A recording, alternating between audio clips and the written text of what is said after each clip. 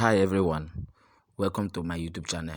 Please watch and subscribe. Thanks. As God is concerned, Almighty Jehovah Yahweh, with son existence, the next governor of Anambra State is here.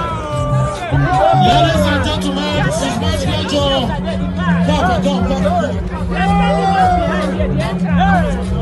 By the special grace of God, the God sent is here. I am privileged to see you one on one.